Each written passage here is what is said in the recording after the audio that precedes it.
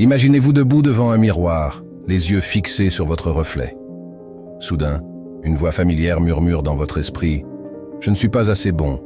Restez avec nous, car dans les prochaines minutes, vous allez découvrir comment transformer votre dialogue intérieur et, par extension, votre vie tout entière. C'est parti. Parlons maintenant de la première chose qu'une personne vraiment intelligente ne dit jamais. Je ne peux pas le faire. Cette petite phrase, qui semble si anodine, peut en réalité avoir un impact énorme sur notre vie et notre développement personnel. Imaginez un instant. Vous êtes face à un défi qui vous semble insurmontable. Peut-être qu'on vous a confié un projet complexe au travail, ou que vous envisagez un changement de carrière qui vous effraie. Votre première réaction pourrait être de dire « je ne peux pas le faire ». Mais les personnes vraiment intelligentes ont compris quelque chose de crucial à ce sujet. Ces mots sont comme des chaînes invisibles qui nous retiennent, nous empêchant d'exploiter notre véritable potentiel. Les grands penseurs stoïciens, comme Épictète, nous rappelaient souvent que nous avons en nous une force incroyable, une capacité à surmonter les obstacles qui va bien au-delà de ce que nous imaginons. C'est comme s'ils nous disaient « Hey, ne te sous-estime pas, tu es capable de bien plus que tu ne le penses. » Et vous savez quoi? Ils avaient raison. Pensez-y un instant. Quand on dit « je ne peux pas », on ferme la porte à toutes les possibilités. C'est comme si on abandonnait avant même d'avoir essayé. On se met des œillères qui nous empêchent de voir les solutions potentielles ou les ressources à notre disposition. Les personnes intelligentes, elles, font quelque chose de radicalement différent. Au lieu de dire « je ne peux pas », elles se demandent « comment puis-je le faire ?» ou « que puis-je apprendre pour y arriver ?» Cette simple reformulation change tout. C'est comme si on passait d'un monde en noir et blanc à un monde en couleur, rempli de possibilités. Au lieu de voir des obstacles, on commence à voir des opportunités. Au lieu de limites, on voit des défis à relever, des chances d'apprendre et de grandir. Prenons un exemple concret. Imaginons que vous rêvez de lancer votre propre entreprise, mais que l'idée vous semble écrasante. Vous pourriez être tenté de dire « je ne peux pas le faire, c'est trop compliqué ». Mais une personne intelligente reformulerait cela en « comment puis-je acquérir les compétences nécessaires pour lancer mon entreprise ?» ou « qui pourrait m'aider ou me guider dans ce processus ?» Voyez-vous la différence? On passe d'une impasse à un chemin plein de possibilités. Bien sûr, cela ne veut pas dire que tout sera facile ou que le succès est garanti. Les personnes intelligentes sont réalistes. Elles savent que certaines choses demandent du temps, des efforts, peut-être même de l'aide extérieure. Mais elles ne partent jamais du principe que c'est impossible. Elles comprennent que chaque défi est une opportunité d'apprentissage et de croissance. Cette approche reflète profondément la philosophie stoïcienne. Les stoïciens croyaient en l'importance de se concentrer sur ce qui est sous notre contrôle. Dire « je ne peux pas » nous place dans une position de victime, à la merci des circonstances. En revanche, se demander « comment puis-je » nous met aux commandes, nous rappelant que nous avons toujours le pouvoir de choisir notre réaction face aux défis. De plus, éviter de dire « je ne peux pas » nous aide à développer une mentalité de croissance. C'est l'idée que nos capacités ne sont pas fixées, mais qu'elles peuvent s'améliorer avec le temps et l'effort. Chaque fois que nous choisissons de dire « je vais essayer » ou « je vais trouver un moyen » au lieu de « je ne peux pas », nous renforçons cette mentalité de croissance. Il y a aussi un aspect social à considérer. Quand nous disons « je ne peux pas », nous envoyons un message non seulement à nous-mêmes, mais aussi aux autres. Nous risquons de nous faire percevoir comme quelqu'un qui manque de confiance ou qui abandonne facilement. En revanche, exprimer une volonté d'essayer ou de trouver des solutions montre notre résilience et notre détermination, des qualités que les autres admirent et respectent. Alors, la prochaine fois que vous êtes tenté de dire « je ne peux pas », faites une pause. Rappelez-vous que les personnes vraiment intelligentes savent que nos mots façonnent notre réalité. En disant « je vais essayer » ou « je vais trouver un moyen », on s'ouvre à un monde de possibilités. On se donne la permission d'explorer, d'apprendre et peut-être même d'échouer, mais d'échouer en avançant, ce qui est toujours préférable à ne pas bouger du tout. Rappelez-vous, comme le disait si bien Nelson Mandela, cela semble toujours impossible jusqu'à ce qu'on le fasse. Alors, qu'allez-vous faire aujourd'hui que vous pensiez ne pas pouvoir faire hier? Imaginez-vous assis dans un café, sirotant votre boisson préférée. À la table d'à côté, vous entendez quelqu'un s'exclamer « c'est tellement injuste ». Cette phrase, vous l'avez probablement entendue 1000 fois, peut-être même l'avez-vous prononcée vous-même. Mais aujourd'hui, prenons un moment pour réfléchir à ce que signifie vraiment dire « c'est injuste ». Et pourquoi les personnes intelligentes évitent cette expression? Fermons les yeux un instant et transportons-nous dans l'ancienne Grèce. Nous sommes dans le jardin d'Épictète, le célèbre philosophe stoïcien. Il nous regarde avec un sourire sage et dit « Mes amis, l'univers n'est ni juste ni injuste. Il est simplement ce qu'il est. » Revenons maintenant à notre époque. Que voulait dire Épictète? Eh bien, il nous rappelle que la vie ne se plie pas à nos désirs de justice ou d'équité. Les événements se produisent, point final. C'est notre perception qui les étiquette comme « juste » ou « injuste ». Pensez à la dernière fois où vous avez dit « c'est injuste ». Peut-être que vous n'avez pas eu la promotion que vous espériez, ou qu'un ami a annulé vos plans à la dernière minute. Sur le moment, cela semblait certainement injuste. Mais qu'est-ce que cette affirmation a changé à la situation? Probablement rien. Les personnes intelligentes ont compris quelque chose d'important. Se lamenter sur l'injustice ne fait que nous maintenir dans un état d'impuissance et de frustration. C'est comme si on essayait de nager à contre-courant dans une rivière en colère. On s'épuise sans vraiment avancer. Au lieu de cela, elles adoptent une approche différente.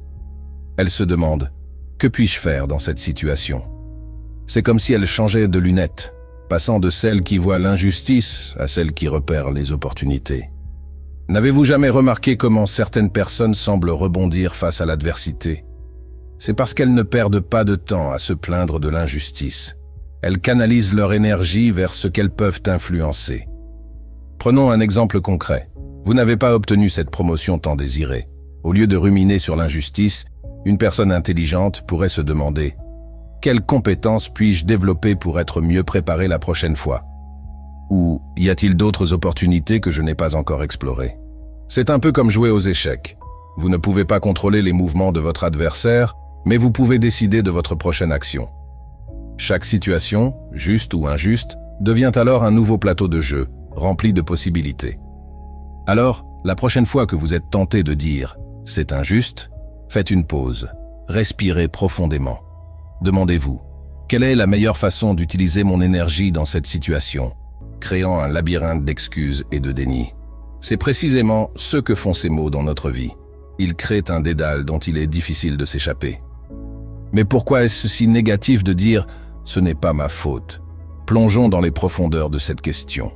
Premièrement, cette phrase est un voleur silencieux. Elle nous dérobe notre pouvoir personnel. Chaque fois que nous la prononçons, nous cédons le contrôle de notre vie à des forces extérieures. C'est comme si nous donnions les clés de notre destinée à quelqu'un d'autre.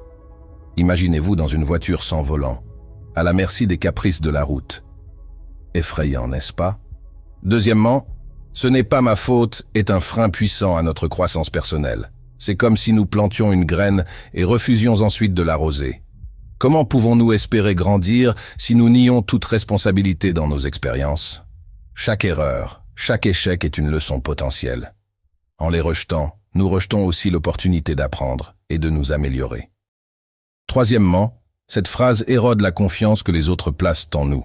Imaginez travailler avec quelqu'un qui ne prend jamais la responsabilité de ses actions. Frustrante cette personne, n'est-ce pas? C'est exactement l'image que nous projetons quand nous utilisons constamment cette excuse. Nous devenons peu fiables aux yeux des autres, ce qui peut nuire à nos relations personnelles et professionnelles. Quatrièmement, « ce n'est pas ma faute » est un mensonge que nous nous racontons à nous-mêmes. C'est une forme d'autotromperie qui, à long terme, peut affecter notre estime de soi et notre intégrité personnelle. C'est comme construire une maison sur des fondations de sable. Tôt ou tard, tout s'effondrera. Cinquièmement, cette phrase nous maintient dans un état d'esprit de victime. Elle nous fait voir le monde comme un endroit hostile, où les choses nous arrivent, plutôt qu'un lieu où nous pouvons agir et influencer notre environnement. C'est comme porter des lunettes qui assombrissent tout ce que nous voyons. Sixièmement, dire « ce n'est pas ma faute » nous empêche de développer notre résilience. Si nous ne sommes jamais responsables de nos échecs, comment pouvons-nous apprendre à rebondir? C'est comme si nous refusions d'entraîner nos muscles émotionnels et mentaux, nous laissant faibles face aux défis de la vie. Les stoïciens, dans leur sagesse, comprenaient profondément ces dangers. Ils nous encourageaient à accepter la responsabilité de nos actions et de nos réactions, car c'est là que réside notre véritable pouvoir. Je vous propose maintenant un exercice mental pour mieux comprendre l'impact de l'expression « ce n'est pas ma faute » et pour développer votre sens de la responsabilité personnelle. Fermez les yeux et respirez profondément. Imaginez-vous dans une pièce calme, confortable. Devant vous se trouve un grand écran blanc. Sur cet écran, visualisez une situation récente où vous avez été tenté de dire ou de penser « ce n'est pas ma faute ». Revivez cette scène dans votre esprit, en ressentant les émotions qui l'accompagnent. Maintenant, imaginez que vous avez la possibilité de remonter le temps et de revivre cette situation. Cette fois-ci, au lieu de dire « ce n'est pas ma faute », vous choisissez d'assumer votre part de responsabilité. Comment réagissez-vous différemment? Quelles nouvelles possibilités s'ouvrent à vous? Observez comment cette nouvelle approche change non seulement vos actions, mais aussi vos sentiments et les réactions des personnes autour de vous. Concentrez-vous sur la sensation de pouvoir et de contrôle que vous ressentez en prenant responsabilité. Remarquez comme cela vous permet de vous sentir plus en phase avec vous-même, plus authentique. Maintenant, projetez-vous dans le futur. Imaginez comment cette nouvelle approche pourrait influencer positivement votre vie à long terme. Visualisez les portes qui s'ouvrent, les relations qui s'améliorent, la confiance en soi qui grandit. Prenez un moment pour réfléchir à ce que vous avez appris de cet exercice. Quelles leçons pouvez-vous en tirer pour votre vie quotidienne? Lorsque vous êtes prêt, ouvrez doucement les yeux. Gardez avec vous cette sensation de responsabilité et de pouvoir personnel. La prochaine fois que vous serez tenté de dire « ce n'est pas ma faute », rappelez-vous de cet exercice. Demandez-vous quelle opportunité de croissance se cache derrière cette situation. En pratiquant régulièrement cet exercice mental, vous développerez naturellement le réflexe de la responsabilité personnelle. Vous verrez que chaque défi devient une opportunité d'apprentissage et de croissance. N'est-ce pas là l'essence même de la sagesse stoïcienne et de l'intelligence émotionnelle? Chaque jour devient une opportunité de mettre en pratique ces principes. Chaque interaction, chaque défi devient un terrain d'entraînement pour votre esprit. Petit à petit, vous vous transformez. Non pas en quelqu'un d'autre, mais en la meilleure version de vous-même. Ce voyage n'est pas toujours facile. Il y aura des moments de doute, des jours où les vieilles habitudes tenteront de reprendre le dessus. Mais c'est dans ces moments-là que votre engagement envers cette philosophie de vie fera toute la différence. Alors, chers amis, je vous encourage à embrasser pleinement cette sagesse. Mettez-la en pratique chaque jour. Observez comment elle transforme non seulement vos paroles, mais aussi vos pensées, vos actions, votre vie tout entière. Le chemin s'ouvre devant vous, rempli de promesses et de possibilités. À vous de faire le premier pas. À vous d'écrire la suite de votre histoire, avec sagesse, avec résilience, avec une profonde compréhension de votre potentiel. Le voyage vers une vie plus épanouie, plus résiliente et plus sage commence maintenant. Êtes-vous prêt à relever ce défi?